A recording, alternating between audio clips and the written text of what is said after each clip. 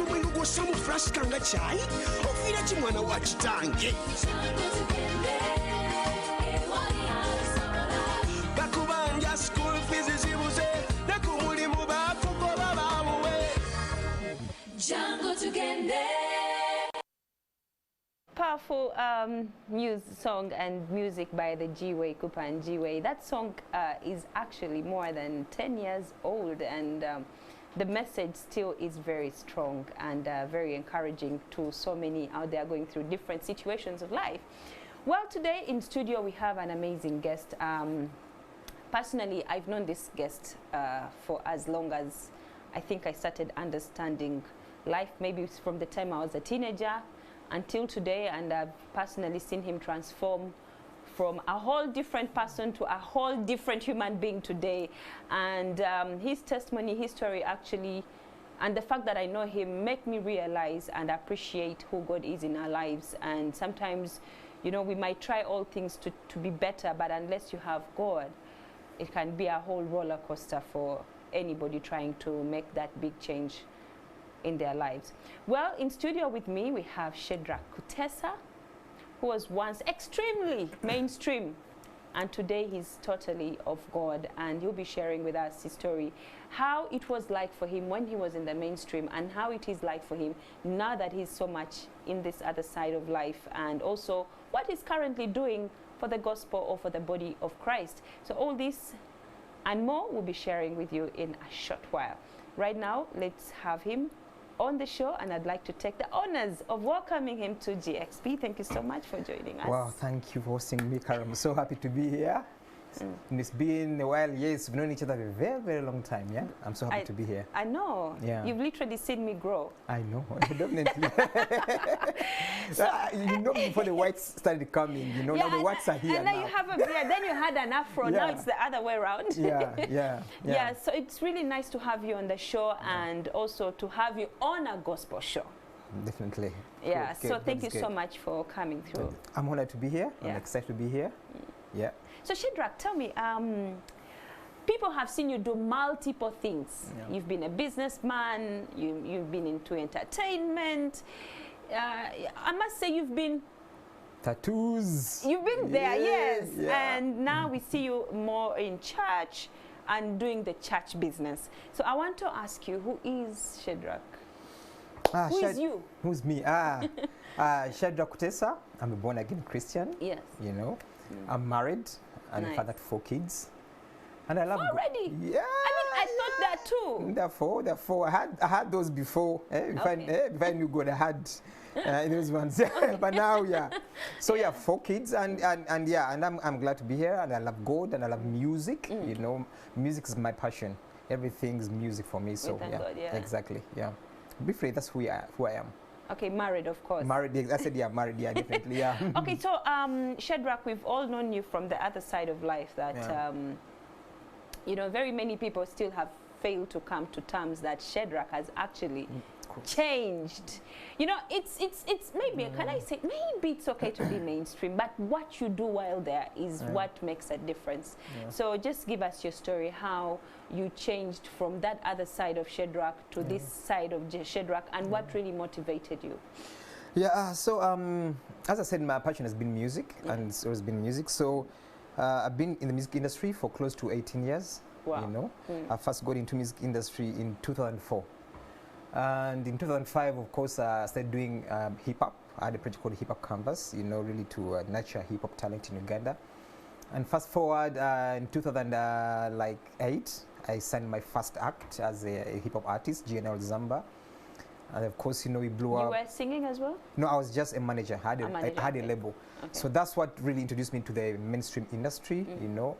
And as I went into that kind of, you know, like into the music, I picked, you know, I started like, there's so much partying, being in the bar and stuff like that. So I got into taking drugs.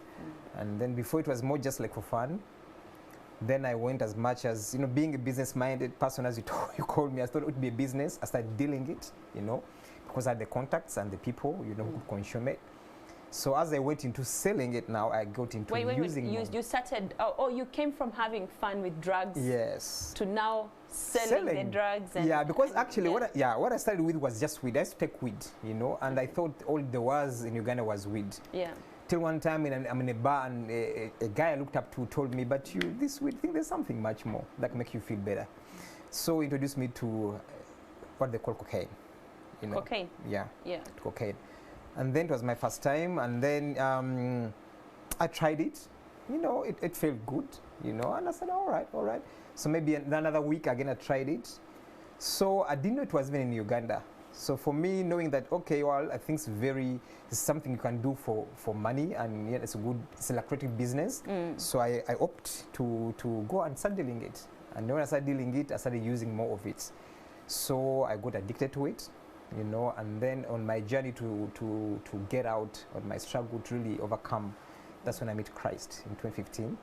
And give my life to Christ, and I became a born-again Christian. So briefly, that's how I became to know Christ. Yeah, it was more about the struggles with addictions I had and the life I used to live, that then I wanted to change, you know, and then I called on God. And then, yeah, I became a Christian. But what really led you to your turning point? Because when you speak, it seems like you are having fun with what you're doing. Yeah. And then all of a sudden, you want to change your life. You want to now be of God. Like, what was that turning point? What was that one thing that got you to your knees and you are like, no, I have to stop what I'm doing. It's actually not right.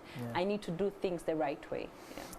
First of all, as I told you, you know, you asked me, okay, I thought you had to, you know. So I had because I was into that kind of, you know, party, you know, and I had my firstborn way Ali, you know.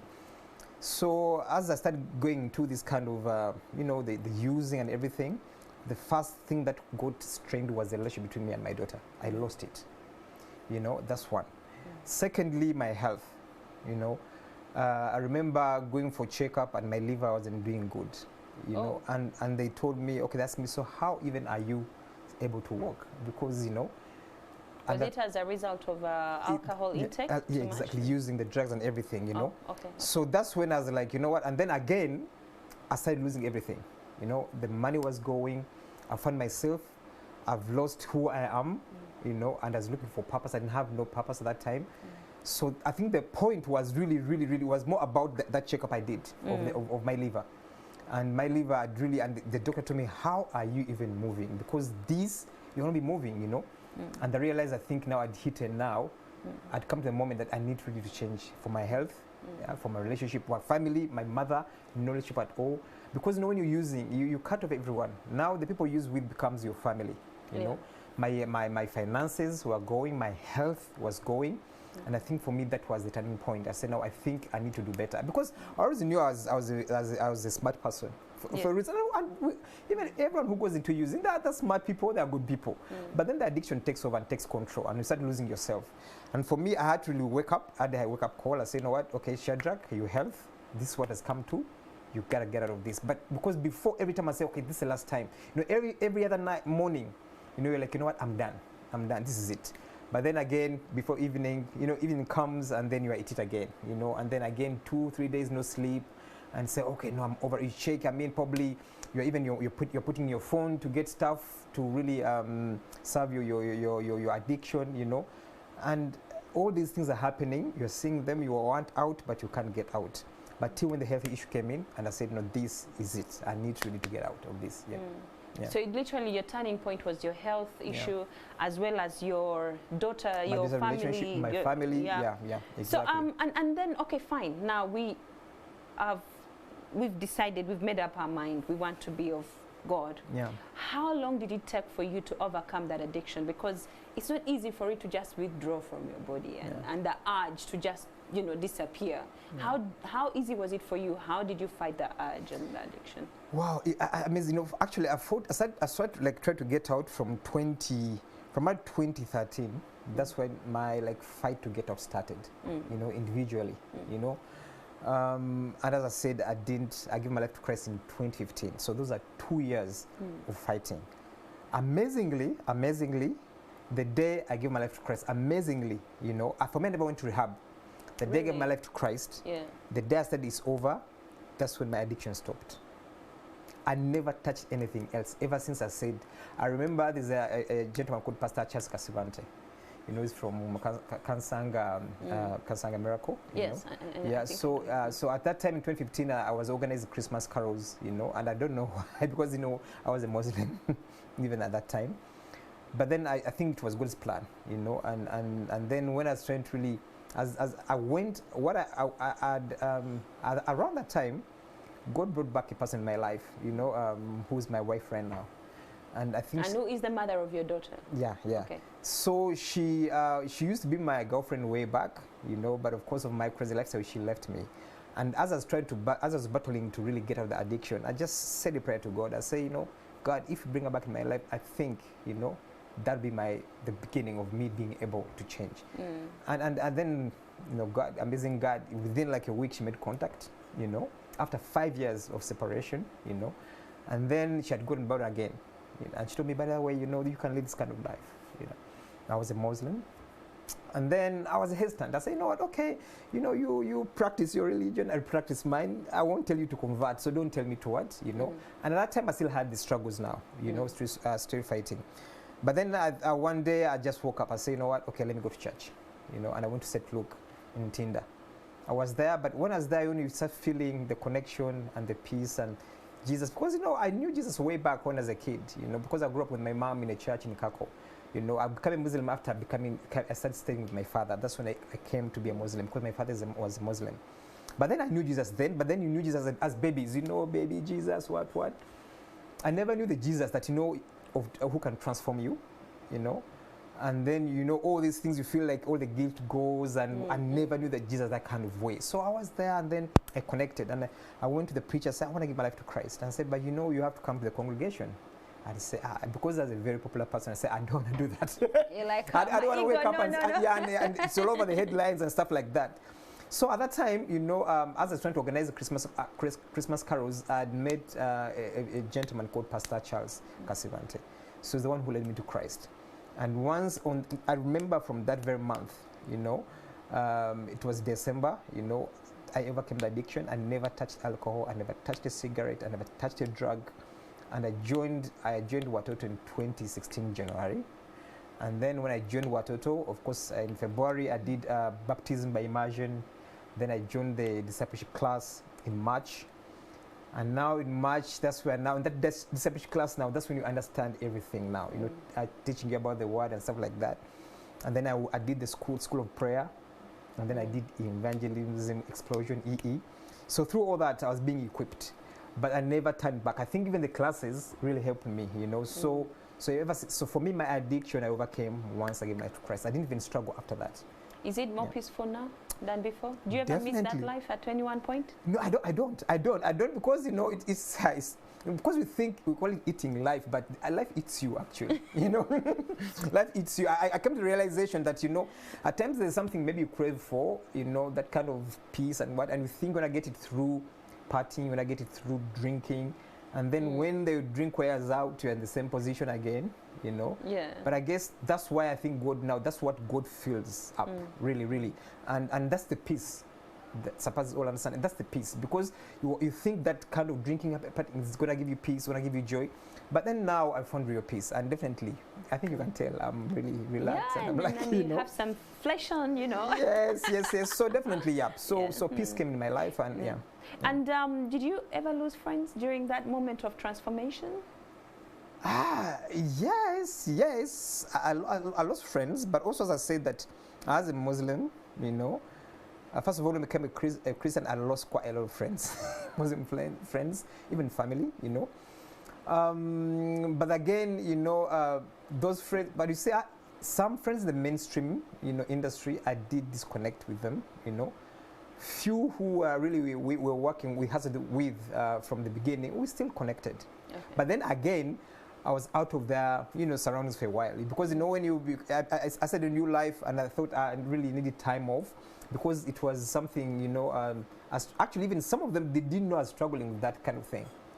I think around 1 or 2 people who knew that, Shadrack, I think, and they couldn't tell me, but are you okay?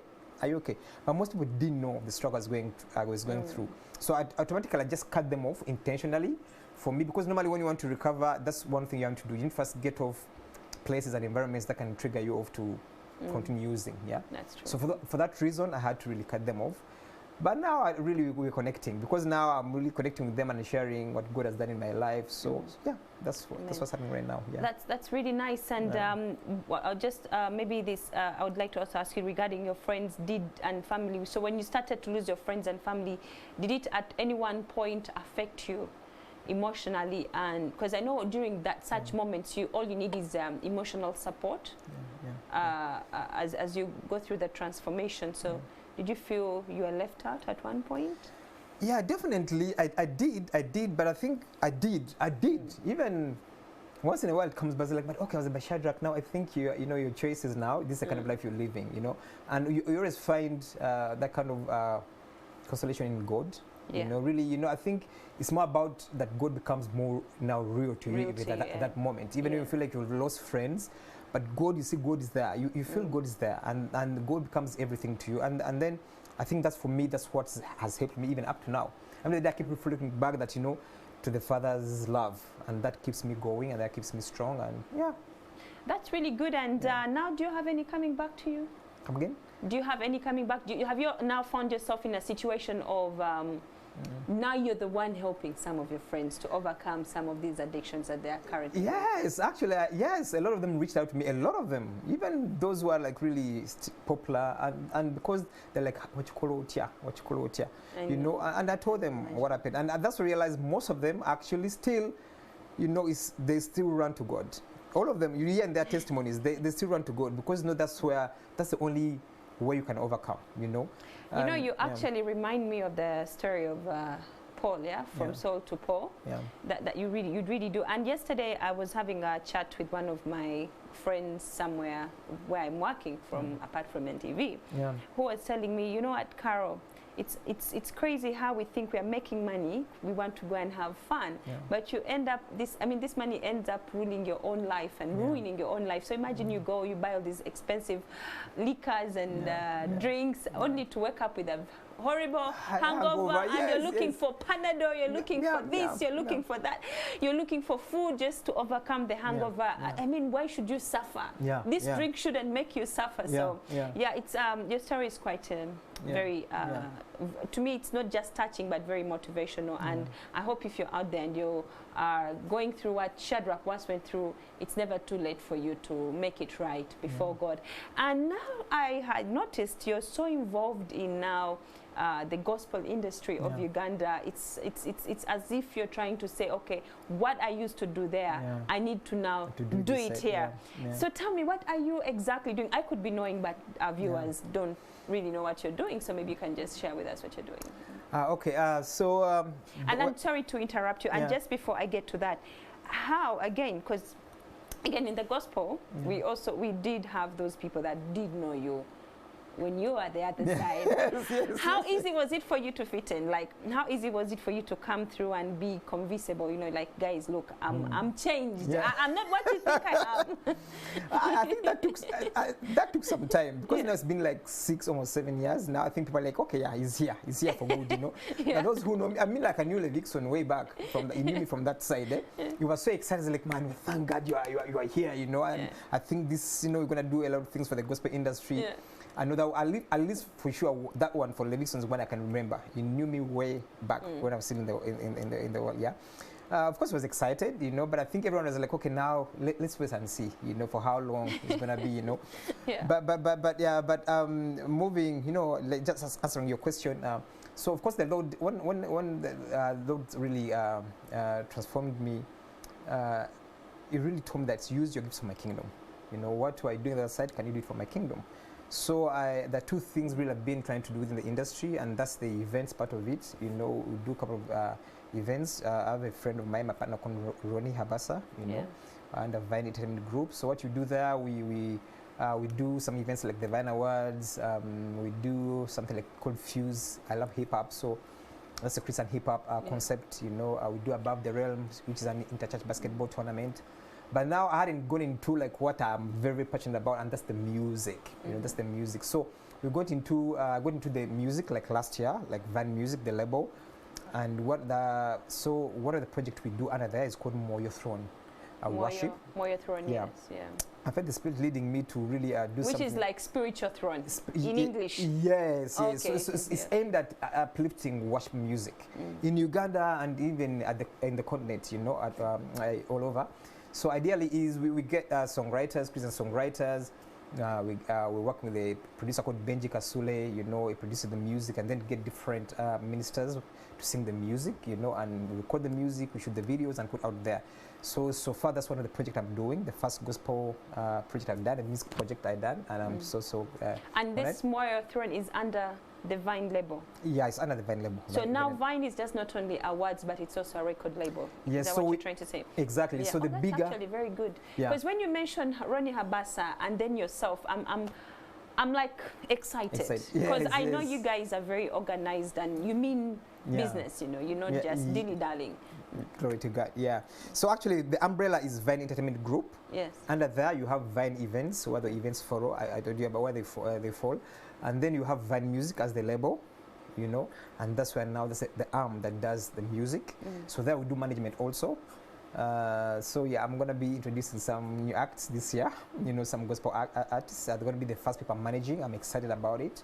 I'm already working with Benji Kasule as one of the artists. Yeah. So then under there we have the project. That project we did collaboration with another gentleman called Robert Jakesh, you know, he's a friend of mine, you know. So we started it like last year, and our first release was a Christmas song in December. And the aim is to release a song every month, you know, because we believe worship is very special to God. This gospel music is good, but then worship is special, you know. Yeah. So that's what we're working on so far. And we've released so far around 4 songs, and we continue to release more music, and then even getting more artists on the project. The latest person who's featured on the project is Sandra Subi. I have something coming out next month under Moyo Throne. We've had Rachel Nambiru, we've had Evan TIT. So it's just bring everyone on board. It's just okay. So I think we shouldn't even just over-explain ourselves. How about we play some of the music that you have already put together? And this is by Moyo Throne. Worship, yeah. Worship, wow, interesting. Enjoy.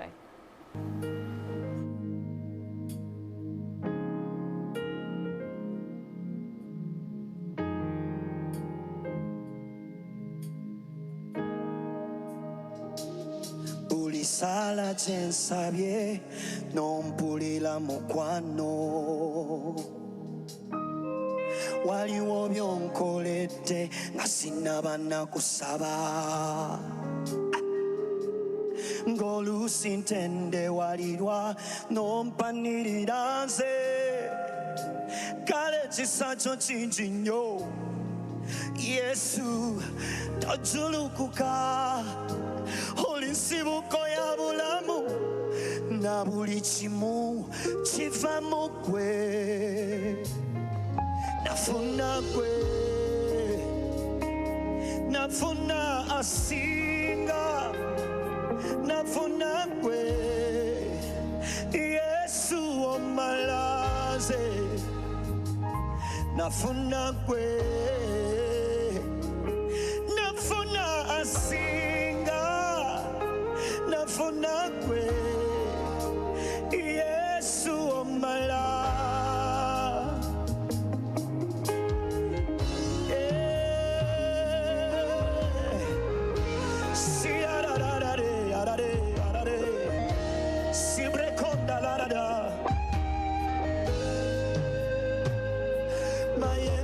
maji kwanyweza nesitelebuka mumuyaga nga mungi nnyo nonnekumira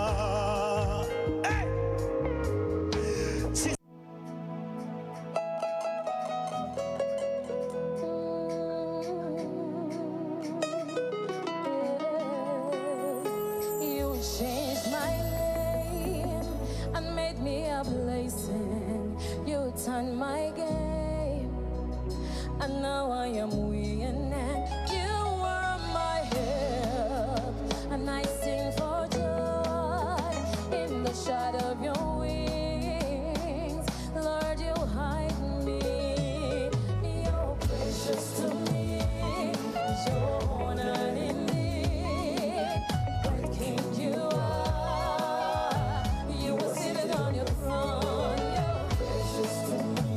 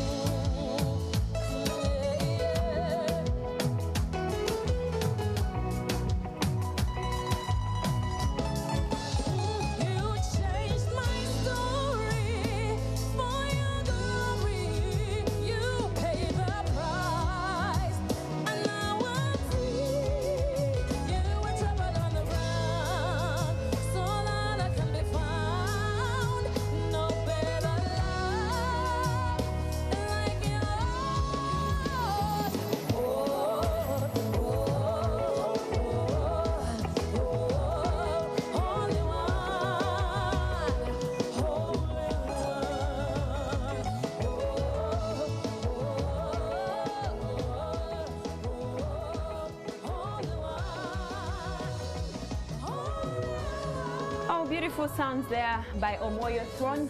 And honestly, Shadrack, I love that girl. She's amazing. I love she's amazing. that girl. She's a natural. She's talented. She's amazing. Now, I have this question for you, Shadrack. We've known your life. Yeah. We know what you're currently doing, and I'm very happy to hear that now you and Ronnie Habas are partnering on a new label, which I'd call it a new baby in the gospel industry. And knowing you two guys, I'm very sure, I'm very optimistic that you're going to change. I mean, it's going to be great. Amen. But now you are in a very struggling industry where we have seen a number of gospel artists give up. One gospel artist, sorry for lack of better explanation, I mean, in my own opinion, they've been brainwashed. Oh, if you charge money, that is not ministry. And because due to luck, we've seen a number of them give up, and we've also seen a number of them cross to the other side of the industry. So I want to ask you, how do you guys plan to change that? How do you plan to attract artists back, and also the new generation, to actually embrace gospel music, and to also see that actually there's a lot you can benefit out of this music? That's a very, very major, problem, with the gospel industry. First of all, money, you need money to make things happen in everything, to sustain things you need money, and I think that's what's been the major problem that is facing the music industry. Because also we know as we do other kind of ministry, we know it's backed up by money, in everything, whether it's church or something, so you can't rule out money. I think first of all, they need to change their mindset. We're going to do quite a lot of workshops, for instance, even soon after Florica coming in is going to do a workshop with them, because you say, okay, how does it work in Nigeria? Because benchmarking is number one thing. I think that we have friends there. We love the Zambians so much, that's working for them. The Pompies, the Esther Chungus. So we want to ensure that how we engage now, how they come here and do workshops with these people, and share for them how it works, and also understand that as much as you're singing gospel, you have to earn from it. And maybe also we're going to engage even with our leaders to understand that. And because church is going to be the first place where these people are being supported. And it's very, very possible, because in church has money. Christians have money. Oh, there's a lot of so money. It's about being intentional. That's okay now. And everyone has a church they go to. But how can we say, okay, now this is our artist? After Sunday, they represent us there, how can we support them? Because they're sharing the gospel. So it's more about mindset change. We want to have these conversations with the artists, conversations with the leaders, to embrace the music as a very powerful tool.